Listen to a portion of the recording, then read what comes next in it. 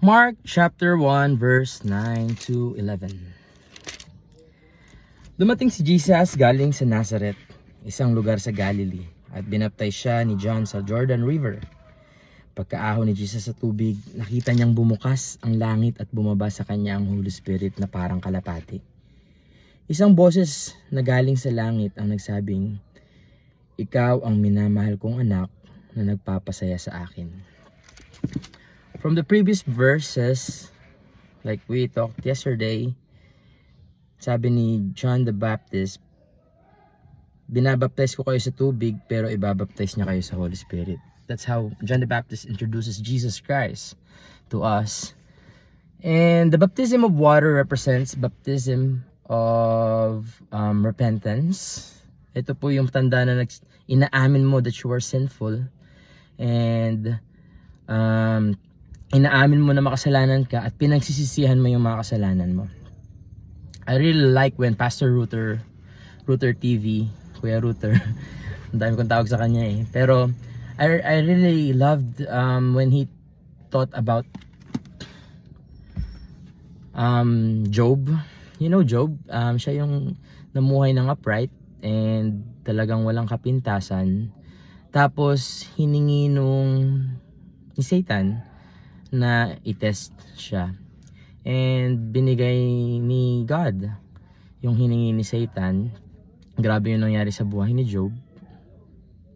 And maiisip mo, bakit ganun? Bakit yung God sumasagot sa panalangin ni Satan? Kasi consider prayer yun, di ba? Request.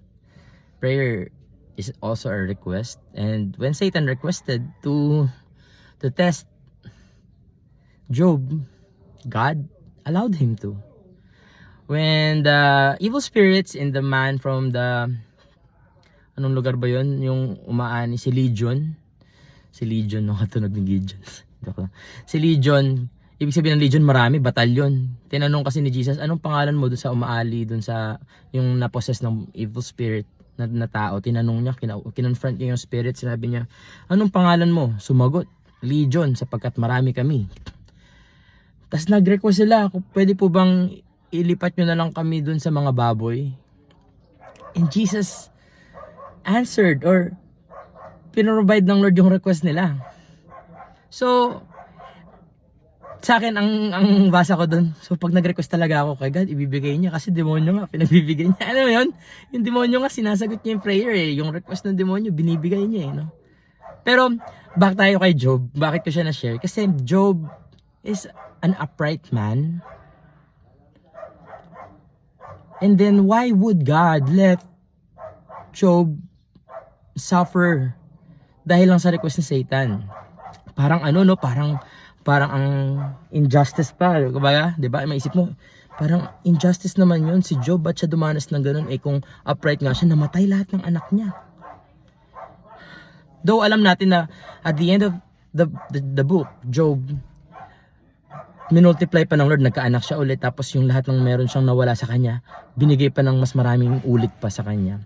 Pero the process to go through that, parang sobrang unjustified naman yun, Lord, or injustice ba yun? Ano yun? Parang nangyari yun? And this verse sa Mark chapter 1 verse 9 to 11 shows the importance of repentance. Pag binasa mo kasi yung Job, may kulang sa kanya. He is not complete. And wala, yun yung, dahil nga upright siya, kulang siya. Paano yung kuya? Paano upright tas kulang? Kasi for you to be able to live an upright life, or in the eyes of God, repentance is the key. And Jesus never did anything wrong. Jesus never sinned. But He submitted to the baptism of repentance from sin. And after He submitted to the baptism of the repentance of sin, kahit wala siyang kasalanan, nag-submit siya. The favor, the voice of God was heard by people, by the people who are there, by John the Baptist. It fell on him like a dove. Hindi ibig sabihin nun hugis dove, kasi when we say spirit, it doesn't have a form. Wala siyang hugis, wala siyang carnate, wala siyang laman. bumaba lang, nakita nila kung bumaba, na parang kung paano bumababa ang isang, 'di ba pag nagla-landing ang dove, dahan-dahan.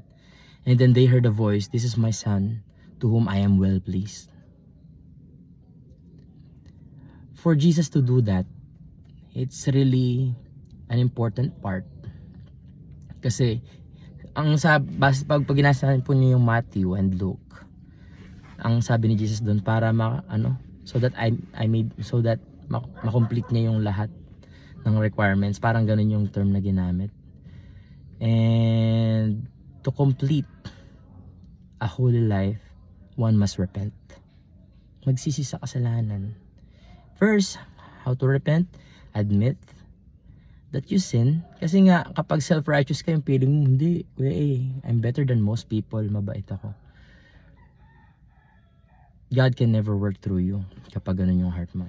You have to learn, you have to admit that you are a sinner, and then you have to repent from them. Ibig sabihin ng repent, turning your back from them and turning to God. Yung naramdaman mo na, Lord, all my life, I've been doing what I please. I've been doing what I want. But this time, Lord, I want to do your way. I want to do your will. Your way is better. Yun lang, okay.